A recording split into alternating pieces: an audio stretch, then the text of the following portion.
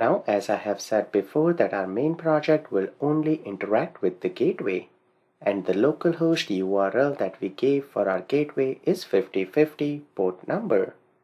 So inside our front-end project, if we open up the app settings, we are using the other URLs here, which we no longer require.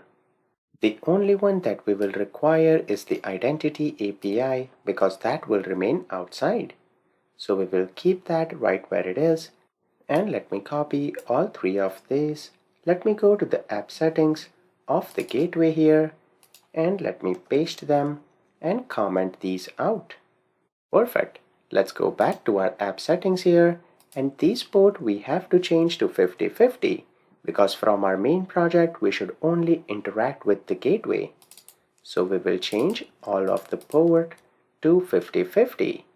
Now in future, if you add an order API, it will again interact to 5050, which is our gateway, and then our gateway will be responsible to redirect these calls to the corresponding service.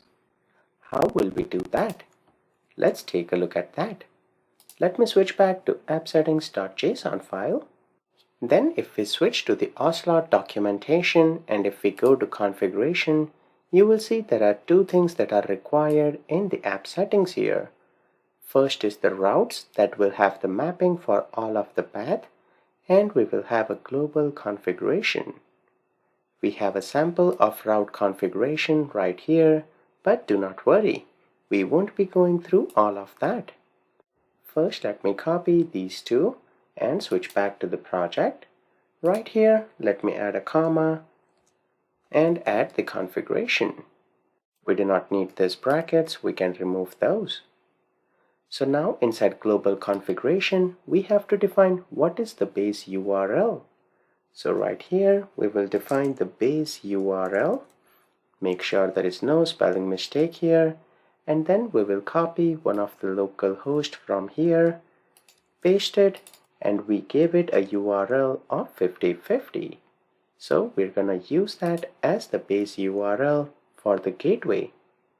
Then routes will define all the mapping. If we go back to the documentation, we have quite a few configuration inside the route. In order to simplify everything, I have provided snippet. So if you open up the snippets that you downloaded and go to section 18 for gateway, I have provided a default route for the Ocelot settings. So let me copy this and go back to the project. Here inside the routes, we will be pasting that. So inside the square bracket, let me paste that. Now there are quite a few configurations that I have written here, but we might not need them for the initial page. On the home page, we are just retrieving all of the products. And inside the get method for all the products, we do not require any authentication or authorization. So right here, we can remove these two options, and perfect. We can remove the authentication options section that I provided. Then let's take a look at what we have. We have something called as downstream and upstream. Upstream basically means that where you will receive a request, and downstream basically means where that request should be forwarded to. So downstream will point to all of our services and their routes, and upstream will be what will be the path that will be called from the mango.web project. Inside the web project, the actual call is being done inside the services. So here, let's examine the product service. We have a path here for API/products. We do not care about the product API base because all of them inside the web project we have updated to port 5050, which is our Mango gateway. So we just care about this path for the get method. And this is the post. So let's first work on get all products. Let me copy this and go back and paste the upstream path template right here. Now this path will be called by the main project. When this path will be called, what will be the HTTP method? If you go back to product service, this one we copied is for get request. So we will write get right here. That's all the configuration for the upstream path. After that, let's take a look at the downstream. Once that request is passed, where should that request be forwarded to by Ocelot?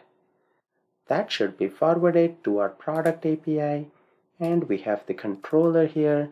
It should be forwarded or routed to the new URL, which runs on a different port, and in production it will be a different URL maybe. But the route inside that URL or that port is API/products, so I will copy this and paste it right here. In this case, both of them are same. But it could be possible that the API endpoint you want to expose from the gateway will be different. So in that case, you can modify the upstream path template and you can configure your mango.web to call those new endpoints. Then the downstream scheme will be HTTPS, and then we have to configure what will be the host and ports for the downstream.